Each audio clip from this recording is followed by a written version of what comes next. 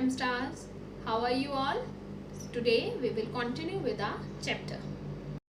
We are doing chapter number 6, the challenges of cultural diversity. And today we will talk about cultural diversity and Indian nation state. The Indian nation state is unique with its socio-cultural diversities. Today, India's population is approximately 121 crores and it is number 2 in the world in terms of population. Number 1 is China. Soon it is going to become the largest nation in the world in population.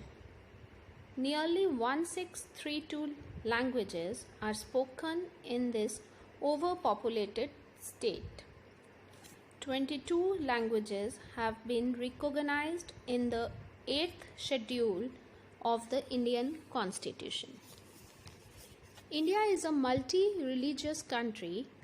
Here, Hindu, Muslim, Sikh, Christian, Buddhist, and many others live all over the country and maintain cordial relation with one another.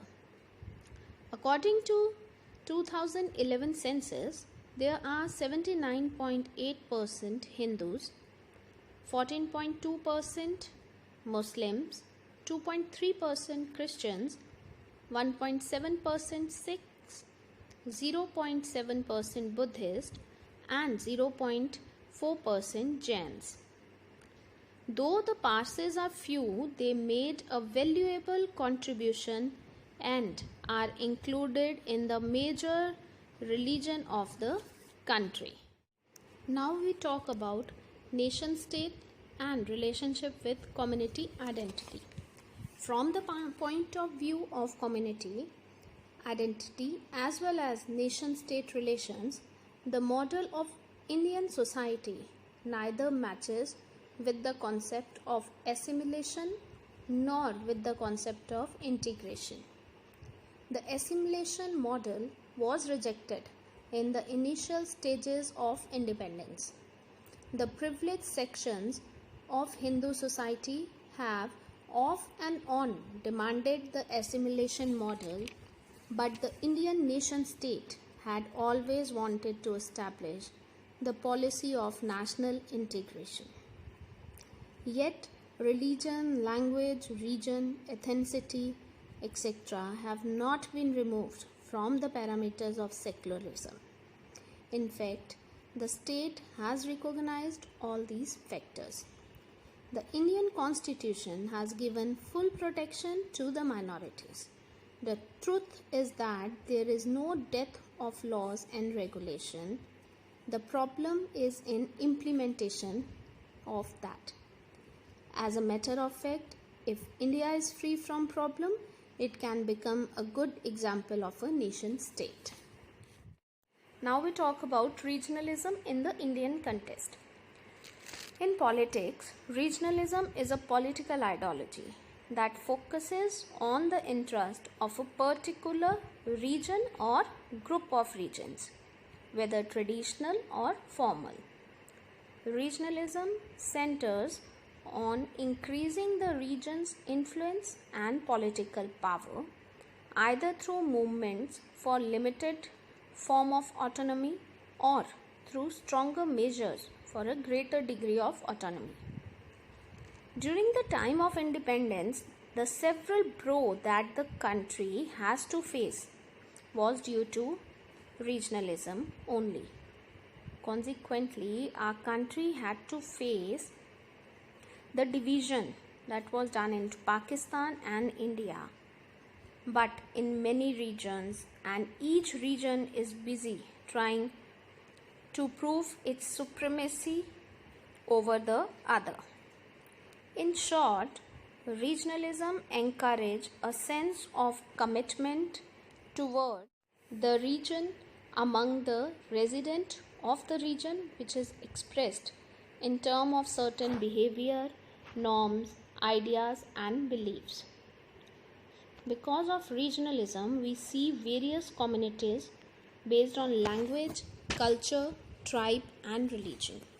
They have their individual identities and are geographically cut off from other regions. This enhanced the sense of regionalism even further. Indian federalism has been trying to bring them all together. After independence, the presidencies created by the British continued for some time. Madras, Bombay, and Calcutta were the major presidencies at that time. Besides being multilingual and multi-ethnic, they were centered of political, administrative, and commercial activities that were considered miniatures of the Indian Union. Bombay had Marathi, Gujarati, Kannada, Konkani languages. Madras have Tamil, Telugu, Kannada, Malayalam as the major languages. Kashmir and Vadodara were the small states. Immediately after independence, these states were reorganized more on the basis of language, region, and tribal identity rather than on the basis of religion. Not that all linguistic communities were given the status of a state. For instance, Chhattisgarh and Jharkhand are not based on language. There are states and union territory in India today. These states need an institutional structure that can function within the framework of the nation. This has been taken care of in the Constitution that has given directive principle of state policy. Each state has a legislature of two houses like the Union Parliament. The lower house, called the Legislative Assembly, consists of members elected by the people. The upper house, called the Legislative Council, has nominated members. There is a governor who is appointed by the President of India and play the same role in his state. Besides this, there are periodic committees that establish a close connection between the center and the state, like the Finance Commission and the Planning Commission. Though the federal system of government is a good system, it is not free from faults. In the 1990s, after the policy of liberalization was adopted, the states have been worried about the unequal distribution of resources. Economic development has picked up speed because of domestic and foreign investment, but the investors are investing in the states that are already developed. Regional inequalities are further increasing as the states are vying with each other to grab the resources. That's it with today's session. Hope you all understand that. If there is any kind of doubt, feel free to ask. Thank you.